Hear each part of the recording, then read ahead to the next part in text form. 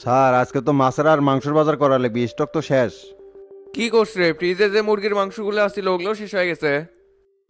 5 দিন আগে রান্না করা খাবার কতই আর ফ্রিজে থয়, ওইলে হালকা গন্ধ ধরছিল, ভাগ্যিস আজকে শেষ হয়ে গেছে। বুঝতে পারছি, কারণ বাজারে আজকে ভোরবেলা যাওয়া লাগবে, ওই সময় না গেলে আবার মরা মুরগি পাওয়া যায় না। আমার এক পরিচিত ডিলার আছে স্যার, মরা মুরগি সাপ্লাই দেয় একেবারে ডিসকাউন্ট রেটে, ওর সাথে যোগাযোগ করবো নাকি? দরকার বললে করা লাগবে, না হলে ইফতারের আগে আর সেহরির সময় কাস্টমার চাপে বেশি, সেই সময় কি করবো? সেটা ঠিক আছে, কিন্তু এঙ্গে করে যে আমরা মানুষকে মরা মুরগি আর মরা গরুর মাংস খাওয়াচ্ছি, যদি কেউ টের পায় তাহলে কি হবিনি? কেমনে বুঝতে পারবি বে? সেইভাবেই তো রান্না বাড়া করা হচ্ছে, বোঝার তো কোনো উপায় নাই। আর আজকালকার মানুষ হোটেলের খাবার নিয়ে এখনো অত সচেতন হয়নি। এসেই মুরগির গ্রিল চাচ্ছে, ভুনা চাচ্ছে, রোস্ট চাচ্ছে। খাবার বসলে কি আর অত হুঁশ থাকে? আর আমরাও ভালো মশলা দিয়ে এমনভাবে রান্না করবো যে টাটকার মতো স্বাদ হবেই। তারপরও স্যার রোজা রমজান মাসে মানুষকে আমরা এলে খিলেচ্ছি, আমার মন তো সায় দিচ্ছে না। হোসে তোরা নীতির বাক্য সারা লাগিচ্ছে না, মাস গেলে যে কর করে টাকা গুনে নিব সেটা থেকে আসবি। মনে রাখিস, হোটেলের ব্যবসাতে তো সৎ হলে হয় না, না হলে বাড়ির যে কামলা দিয়ে খাওয়া লাগবি। ও বুঝতে পারছি, তে আমার একটা কথা ছিল স্যার। কি গবু ঝটপট কয়া ফালা। আমার না টেকা লাগলো নি স্যার, খুব দরকার। টাকা কি গাছের ধরে? মাসের অর্ধেকই হয়নি, খালি টাকা টাকা করে। কে রে, টাকা কি গাছের ধরে? রমজান মাসে ব্যবসা পাতিও সেভাবে নাই, কুট থেকে টাকা দিব? বাজারের টাকাই এখনো মিলাবার পারিনি। আমি আর কোনো কথা শুনবার চাচ্ছি না, এখন তুই রান্না করে যা লিস্ট করে কি কি লাগবি। শালার কাজটিয়ে বিন্দু পরিমাণ মানবিকতা নাই। ও স্যার কি আর করার, আল্লাহ গরিব করে বানাইছে, যা করবেন সেটাই মানা লাগবি। সেটাই, মাস শেষ হবি টাকা পাবো, তার আগে 1 টাকা দিবার পারবো না। আর ওই মুরগির ব্যবস্থা তোর ওই লোকের কাছ থেকেই করে তাড়াতাড়ি। আচ্ছা ঠিক আছে।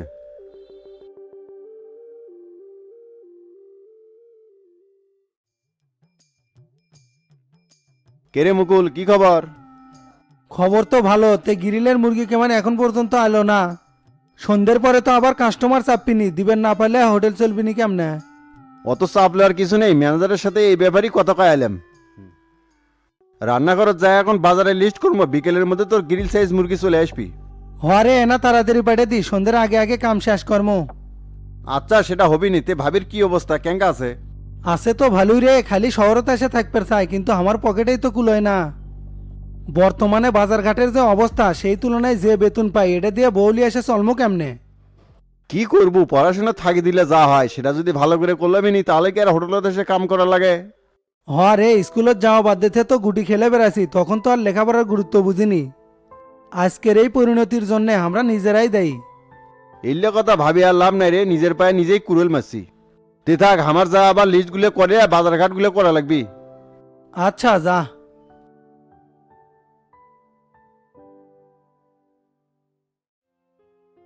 আসসালামু আলাইকুম।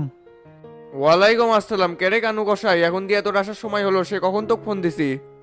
ওই যে আপনি গরুটার কথা করছিলাম না ভাই, ওটা কাটতেই তো দেরি হয়ে গেল। হ্যাঁ হ্যাঁ বুঝতে পারছি। তে মাংস কতটুকু আনছিস? কে যা কছেন সেটাই নিয়েছি, 15 কেজি, এবার দাম কিন্তু 350 টাকা করে।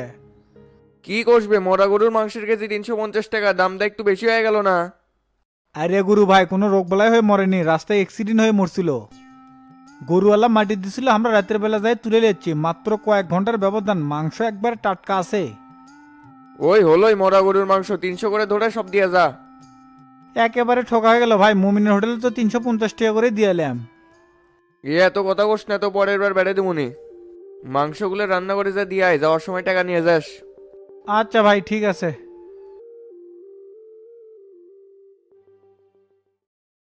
1,000, 2,000, 3,000, 4,000, 5,000, 6,000, 7,000। কে রে, এটি না খালি 7,000, 20,000 টাকার বান্ডিলটা উঠি। আমি তো পকেটে তো নেইনি, কাউকে দিও নি, তাহলে এই টাকা গেল গুনটি। একবার সে খালি বাথরুমে গেছিলাম, এর মধ্যেই মনে হয় কেউ ক্যাশ থেকে টাকা সরাছে। সালেক, এ সালেক, এইদিকে আয় তো। জি স্যার কোন? কে রে, ক্যাশে একটা 20,000 টাকার বান্ডিল আছিল, সেটা তো পাচ্ছি না।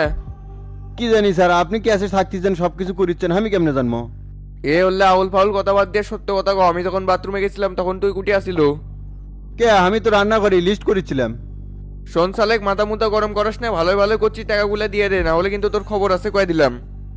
আমি তো সত্যি কথাই করছি স্যার, যে নিয়ে নি, তারপরও বারবার একই কথা করছেন কে? শালা হারামজাদা, নুন খায় নেমো খারামি করিস, ভালো বুঝে তো হোটেলে চাকরি দিছিলাম, আর তুই আমারই ক্যাশ থেকে টাকা চুরি করিস। দাঁড়া, এখনই থানাত ফোন দিচ্ছি, তো পুলিশের হাতে দিমু।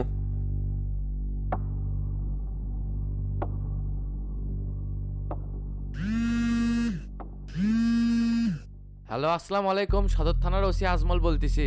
ওয়ালাইকুম আসসালাম ওসি সাহেব, আমি সৌমিতা হোটেল থেকে বলতেছি। হ্যাঁ বলেন, কি সমস্যা? আমাদের হোটেলে চুরি হচ্ছে আর সেই চোরও ধরা পড়ছে, আপনারা দ্রুত পুলিশ পাঠান। আচ্ছা ঠিক আছে, পাঠাচ্ছি।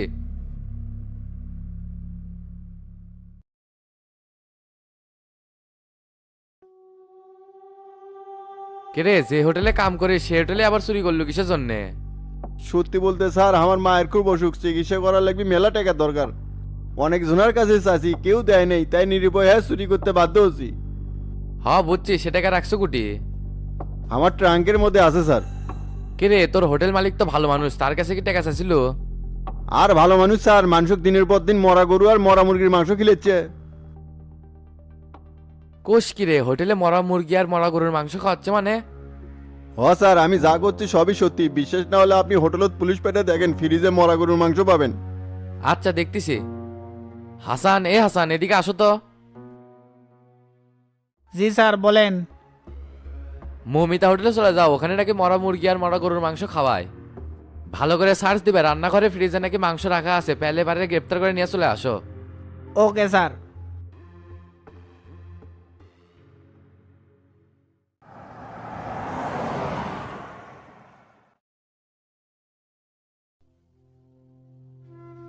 হাই রে, কি জন্য আমি এই অসৎ ব্যবসা করবে গেছিলাম? অধিক লাভের আশায় মানসিক মরা মুরগি আর মরা গরুর মাংস খাওয়াচ্ছিলাম, এই জন্য আজকে আমার এই পরিণতি। এই জন্যই তো কয় লোভে পাপ আর পাবে মৃত্যু।